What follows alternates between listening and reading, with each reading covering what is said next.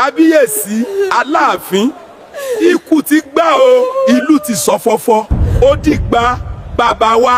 In Lagos, if you wake up and your landlord is dead, the first thing you do is check if the rent receipt is in your hand. In the ancient kingdom of Ife-Ijebu, when the king died, the first thing the council did was check if his brother's hand was already hovering over the crown. The palace of Ife-Ijebu was not just a place of governance, it was the heartbeat of the Yoruba spirit.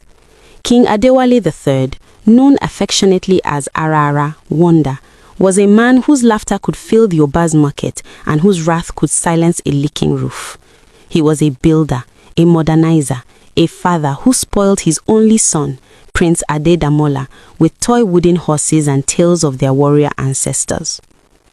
But the gods, in their infinite mischief, sometimes plucked the ripest fruit just to annoy the farmer. It was a dry Tuesday. King Adewale had just returned from commissioning a new cassava processing plant, a venture he was immensely proud of. He complained of a slight headache, laid his head on the ceremonial pillow embroidered with the faces of his forefathers, and simply stopped breathing. The silence that followed was the loudest thing the palace had ever heard. The Iyalode, chief of women, let out a wail that shattered 3 nearby gods. The Balogun, chief war chief, drew his sword and pointed it at the sky, asking the gods what kind of joke this was. And in the corner, quietly, stood Prince Adedamola. He was 7 years old, holding a toy horse, watching his father's body being fanned by distraught maidens. He didn't cry. He just stared at the crown that had fallen from his father's head and now lay on the floor, spinning slowly like a top about to stop. In the shadows of the throne room, his uncle, Prince Bamidele, his father's younger brother, watched the spinning crown too. He was a tall man with a smile that never reached his eyes. He was the smart one, the one who went to England to study economics but came back with a degree in resentment. He always felt he should have been king. He was more educated, he argued with his mirrors, and more worldly. The kingmakers gathered in a frantic, sweaty huddle. The Ifa priests threw their palm nuts. The verdict was swift. The kingdom could not be headless. The heir was a child who still believed his toy horse could fly. We will install Prince Bamidele as the regent, the Araba, chief priest, announced, his voice carrying the weight of tradition. He will hold the throne, guide the prince, and when the boy comes to age at 25, the crown will return to its rightful root. Bamidele stepped forward, placed his hand on the lifeless chest of his brother, and swore an oath that echoed through the rafters. I am but a caretaker. My nephew's head shall wear the crown. This I swear by the blood of our father. As he spoke, his eyes were fixed on young Adedamola, who was now being led away by his mother, the grieving Olori, queen.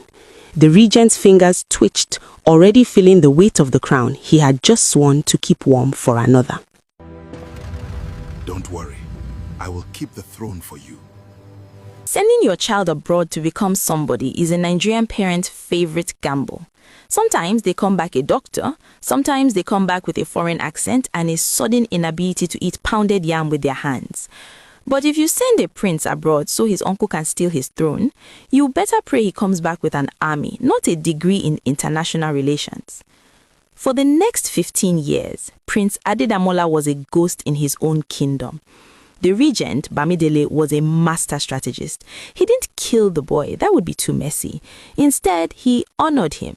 He sent him to the best schools, first a military academy in England to toughen him up, then a university in Switzerland to broaden his mind, and finally a diplomatic institute in Canada to polish his manners.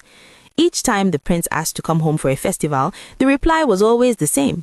Your education is your weapon, my son. Sharpen it. The kingdom awaits. In the palace, Bamidele was busy.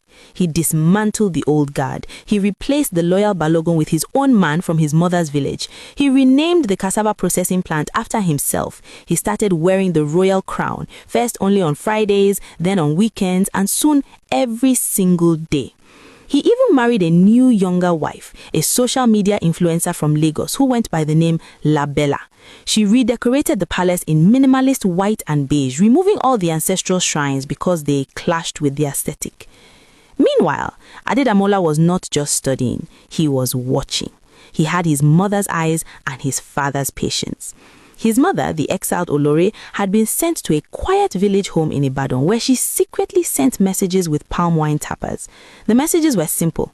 They have changed the royal drumbeat. They have renamed the market. He has even taken your father's personal praise singer.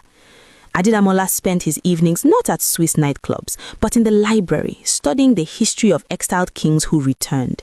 He learned jiu-jitsu from a Brazilian coach in Geneva. He made friends, powerful friends, with the sons of other exiled African leaders and European diplomats. He played the long game. One day, he received a parcel. Inside was a worn, faded cap, the cap his father used to wear to the farm. Attached was a note from his mother. The Harmattan is coming. Come and sweep your father's compound. He knew what that meant. It was time.